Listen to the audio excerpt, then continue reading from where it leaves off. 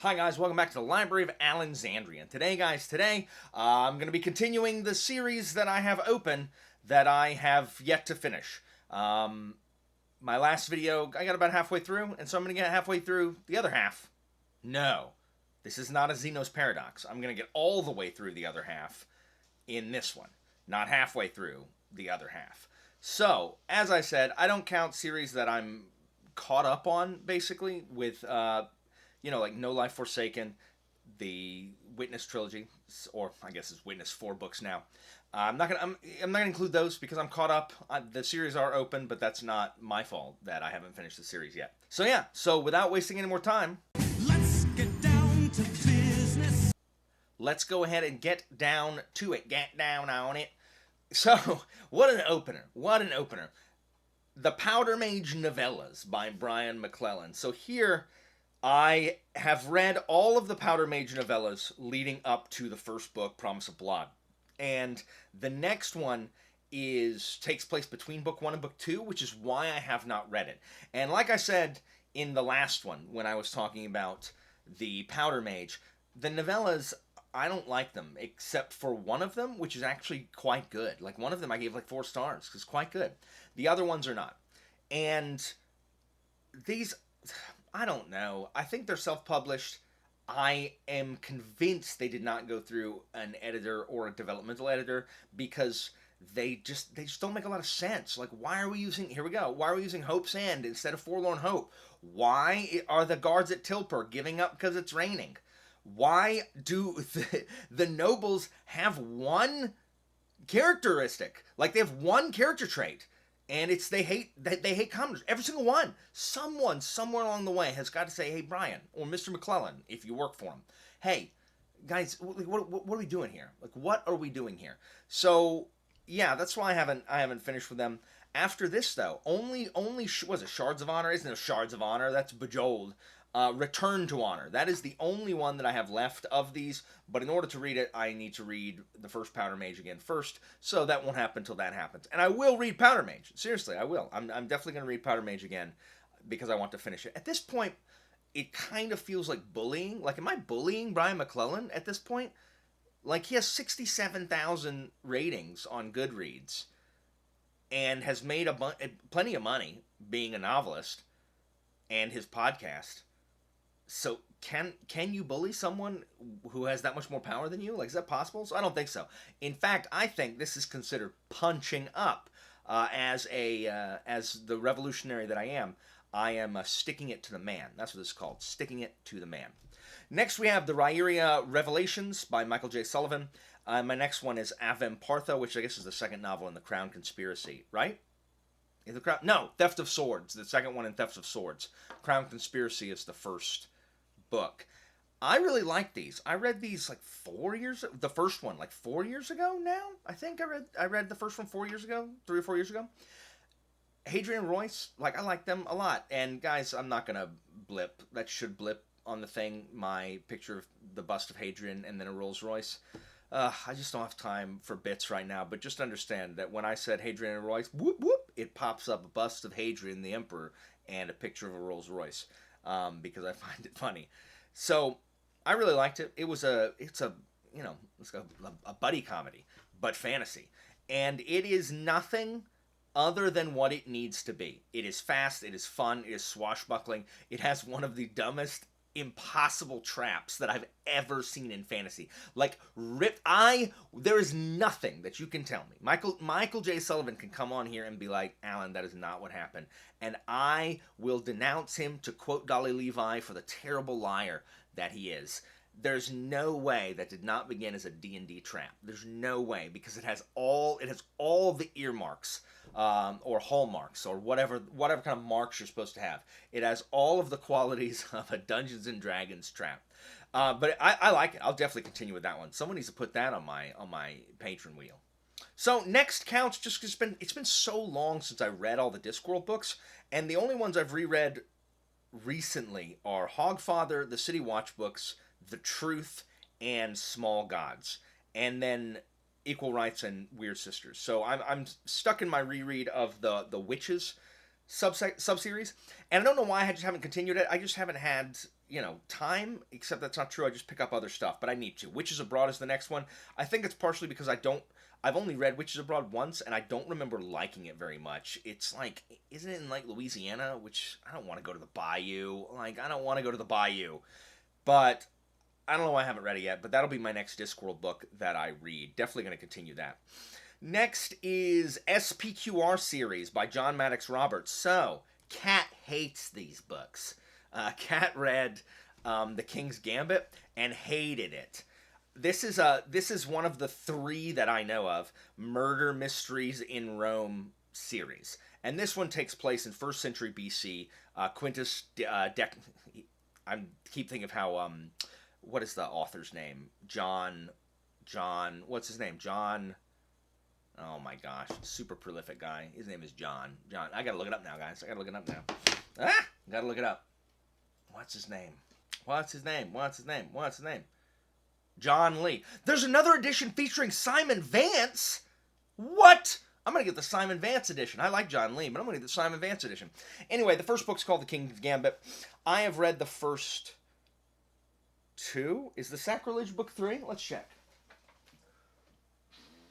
It is. The Sacrilege is book 3. So I've read the first 2, but I didn't pay very much attention to them. I just put them on the background while I was doing other stuff, and it was super early on in my audiobook forays. So I have since, through going to Latin conventions, acquired a bunch of them at $1. So I have, I think, the first, 12. So I'm going to reread these.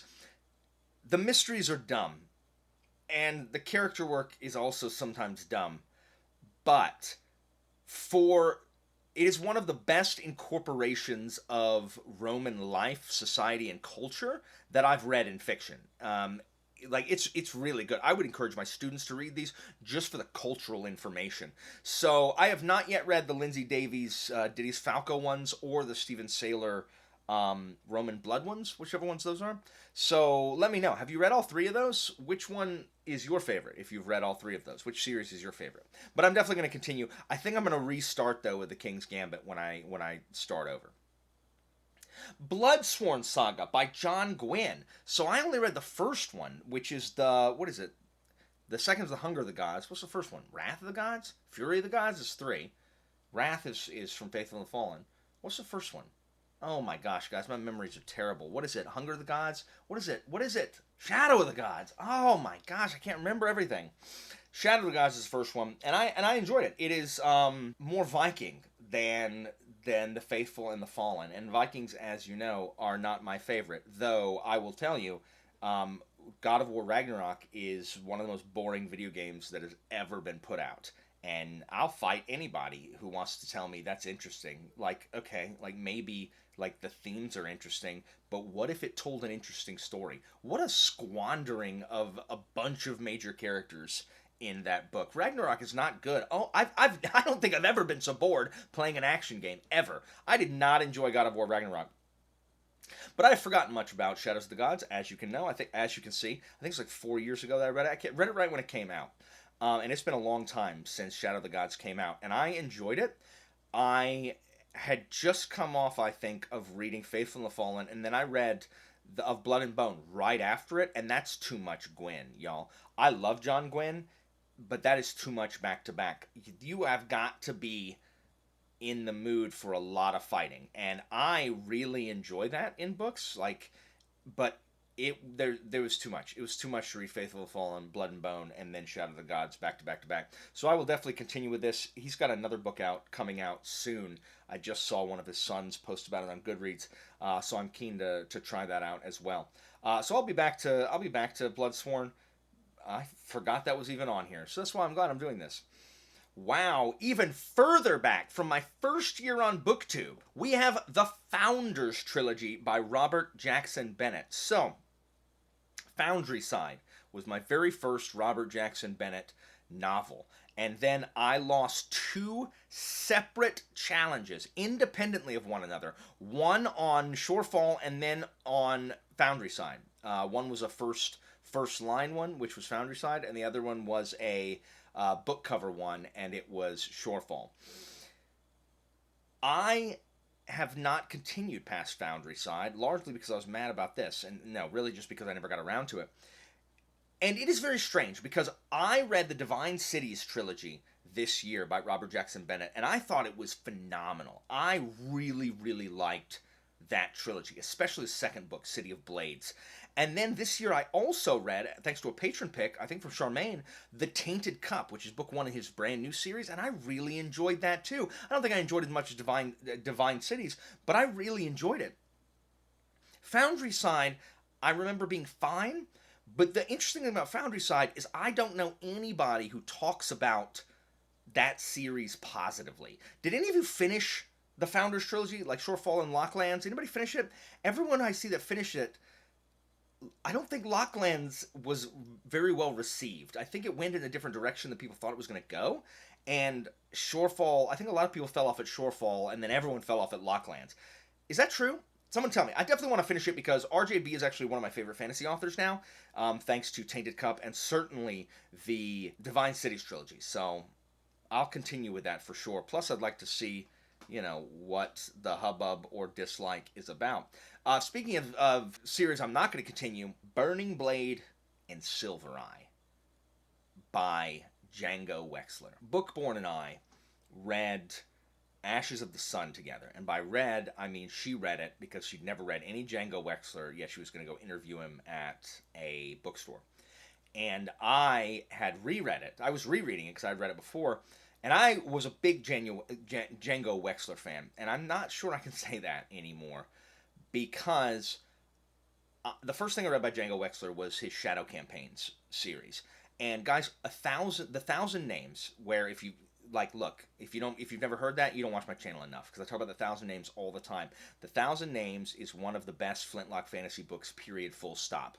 I do not know why Promise of Blood is the seminal Flintlock fantasy work in this corner and not the Thousand Names. It's so good. It is so good. And the entire Shadow Campaigns series I consider to be exceptional up until the last book where I think it drops the ball. I think the final book is rushed. I think the premise could have been good, except that it has one book to accomplish this premise and it is not nearly enough time. And the ending is just not good. Like, it's just not good. I do not think it is very good. I do not think it is very good at all. And then I read Ashes of the Sun, and he says blatantly that it is a Star Wars ripoff. It's Star Wars in a fantasy universe, and that's all well and good. And I read it the first time, and it was fine. There is a character, I think her name's Kit, who has the danger makes me horny trait, which is my least one. It has to be my least favorite trope of any character trait in anything, because the whole oh my gosh, oh, we're in danger, oh, let's go get in danger, oh, now I need to have sex. I hate that. I hate that. Have some personal growth. Seriously, just I don't know, get a hold of yourself, please. I tried to reread this on audio, guys. I couldn't stand it. I DNF'd it. I DNF'd it. I could not finish this with Bookborn. And why don't y'all go over to Bookborn's channel and ask her why she hasn't continued. Now, my buddy Chiago loved it, and the sequel. And I love Chiago and have nothing but respect for Chiago. But he saw something that I did not see. I did not enjoy it. I will not be continuing with the next book, which is what? What's the next book? Emperor of Ruin. I mean, I don't know. I'd really rather read the second one than the second one of Nero, TBH. So maybe I guess it's not completely off the table because I do I believe in Django Wexler because I read the Shadow Campaigns is so good. Why does he keep making these books that aren't good? Also, to continue with this, you may have been like, oh, Alan, you've read one of his series. He has a YA series and he has this brand new series. Let me go ahead and tell you about this brand new series. I want any of you. I just want, if you have not experienced how to be the Dark Lord or die trying or whatever it is, I want you to go to Amazon and I want you to download sample or read sample. Download the sample to your Kindle and read the sample. And then come back to me and just tell me what you thought. Just give me your thoughts. Just go ahead and give me your thoughts. Your thoughts on that sample that you read will tell me like a lot about the kind of books you like and about you as a human being. So you go right on ahead. Next, Rage of Dragons by, is that what the series is called? That's what I have as a series called, by Evan Winter. So, I still have not read Fires of Vengeance. And I think Lord of Demons is coming out next year, maybe question mark. Rage of Dragons has a special place in my heart. I talked about this last time, in the fact that it was very early in, what I consider this age of BookTube. And everyone in the Shelf Space Discord read it together. And our opinions were so divided that we said it was Shelf Space Civil War, where half of us were Iron Man and half of us were Cap, whether or not you liked it or not. Like, it was just so split down the middle. And that was so fun. The discourse around reading it, where we were literally yelling at each other in the Discord, but it was in such a good-natured way. No one took offense. The stuff that people hated, other people liked, and no one got, mad about it or anything. Everyone just kind of argued, and it was so fun. It was so much fun. So it will always have a special place in the fact that just it was fun reading it with other people and having such divided opinions over this. I did not enjoy it. I forget who was pro-Reg and anti-Reg. I forget if I'm the captain of Team Iron Man or Team Captain America. I forget which one was don't like it and which one did like it. Charmaine might know. But Rage of Dragons, I'm like... I feel like Evan Winter violates the rules that he established in his own universe. And this is not something that I enjoy a lot. And there's one of the worst sexy time scenes of all time. And it's in a bathtub, and it's just bad. I've not read Fires of Vengeance, which I heard was actually better than the first one. Even people who did not enjoy Rage of Dragons as much, I think enjoyed Fires of Vengeance better. So we'll see. I'm not putting this... I would rather read Fires of Vengeance than Emperor's Ruin. And as I said, I'd rather read Emperor's Ruin than the second book of Nero. Murderbot by Martha Wells. Book 2 being Artificial Condition. I have only read All Systems Red. And by All Systems Red, I mean All Systems Mid. Murderbot, the Murderbot novellas are a product of BookTube hype. When I read Artificial Condition, everyone was talking about Murderbot and how funny Murderbot was. And oh, look, Murderbot doesn't want to do anything but watch his soap operas. Isn't that funny? I mean, yeah, that's amusing. That's true. It's not as funny. It is not as funny as I did not think it was funny as other people did. Now, there is a chapter in Pattern by KJ Parker that I think is hilarious, and I bet most people would not find it funny the way I do. So I get it. It was perfectly fine, was All Systems Red. It was not, however, worth the hype, I think. So I never read the next one, Artificial Condition. I have no problem with continuing with Murderbot, especially considering how short they are. I really should remember that I have Murderbot to read, to put between other reads. Because I have Artificial Condition, I should read it. So I will continue with Murderbot. I just don't feel compelled to, and the problem is, unless I feel compelled to, I forget that I have these. So you guys gotta periodically remind me, just hit me up in the Discord, post a comment or whatever about this stuff so that I can actually do it. So... hey, guess what, guys? I'm 20 minutes into this, and I still have so many more. There's going to be a part 3, guys. There's going to be a part 3 of this, because I can't get through these quick enough. I have so many, and I'm so long-winded. But, I mean, I don't want to just, list things for you. I don't think it's interesting to list. I'd much rather talk about it. So I'm going to do it this way, and guess what? I don't care. So, Under the Northern Sky by Leo Carew. So I've still not read The Spider, and this is where in the drawing of the lines in the cosmos where hero and villain reside. Leanna, as you know, is categorized as villain mostly, because if you like a book, Leanna will read it and she will trash it. Absolutely. It does not matter what book it is. If you, unless it's Bookborn. I think for some reason Bookborn is immune to all of this. But if you are not Bookborn and you tell Leanna to read a book, she will hate it. Absolutely. And she'll tell you exactly why she hates it and why she hates you for liking it and making you read it. And I get that. I get that. However, Leanna has wanted me to read The Spider and then The Cuckoo, both of which she so graciously sent me, and I have not. And that was it was years ago. It was years ago. It was a decade ago, and I have not yet read them. And I do not know why Leanna likes The Wolf so much, book one, because it is fine, and I enjoyed The Wolf. I do not love The Wolf like Leanna does, but I am told that it gets better in The Spider and The Cuckoo, and I definitely want to reread these. I want to prioritize these just so I can scrabble back onto the moral high ground and retain my or regain my title as a hero of this morality play. So this is about, it's hard to describe what it's about. It is about a war for a continent. It's like fantasy Britain, right? I think it's fantasy Britain. And Carew is an anthropologist, which makes it really interesting in how he arranges the societies.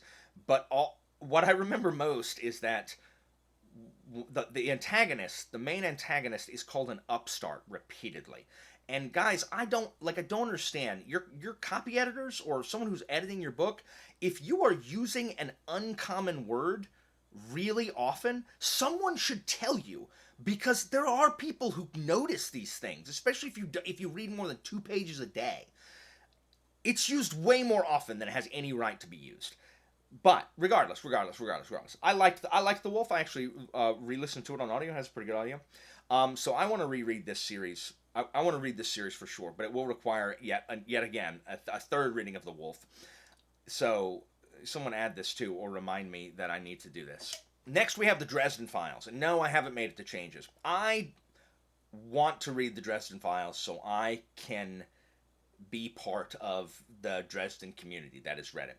I also am the target audience for serial books that are just, the same, but they change periodically.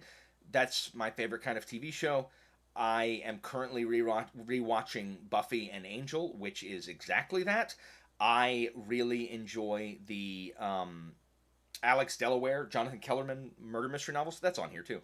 Murder mystery novels where he's a child psychologist or whatever. I like those kind of books. The Bone Collector with Lincoln. Is it Lincoln Rhyme? Is that it? I really like those kinds of books. And so Dresden should appeal to me, and it does. I enjoy book 1, 2. I like book 2 more than most people do.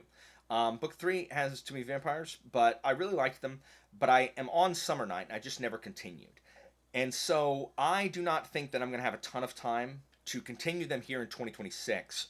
But 2027 maybe will be the year of Dresden. I really want to read the Dresden novels. Someone needs to put those on. Someone needs to just make me read them again. I really want to read the Dresden novels. I wish I was assured to have more holes in my schedule this year, and I would read Dresden. I would like to catch up in Dresden.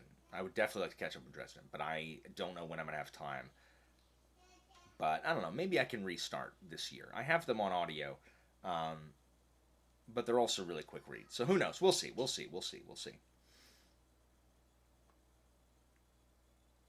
How many have I done? Let's see. 1, 2, 3, 4, 5, 6, 7, 8, 9, 10, 11. I've only done 11? How many did I do last time? 1, 2, 3, 4, 5, 6, 7, 8, 9, 10, 11, 12, 13, 14, 15. Dang, I did 18 last time. 19. Dang, I only did 11 this time. Why does it take so long? I talked a lot on this one, y'all. Whoops. All right, next is the Shadow Campaigns, which I just talked about by Django Wexler. The year that I didn't do any read-alongs, I kind of did a Shadow Campaigns read-along, and by kind of, meaning I read the first one, and then everyone else read the rest of the series, and then I end up reading the second one at some point, but I did not continue at all. But I want to, because 1,000 Names is so good. I may reread 1,000 Names. Book 2, oh my gosh, what is the name? Guys, having children is death on your memory. Absolute death of the Shadow Throne. Thank you. Price of Valor is the next one. I may not. I don't know.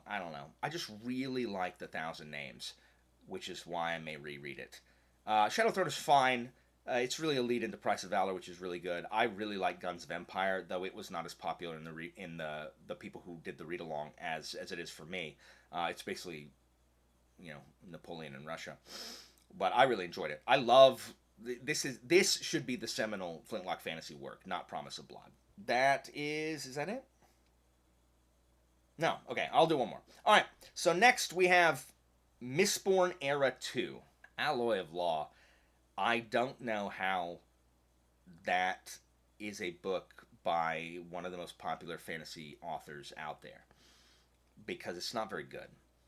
Like, it's just not very good, like, at all. I promise you that they are named that he came up with the names Wax and Wayne first because he thought that would be a clever pun or play on words. And that's where he made up the name, was it Waxillion? Not a name, never been a name, never gonna be a name. But he couldn't just name it Wax, because that's not aristocratic enough. So he had to make up Waxillion. All the while chuckling to himself at his desk, like, with his little pen that has the multiple colors that he pushes down.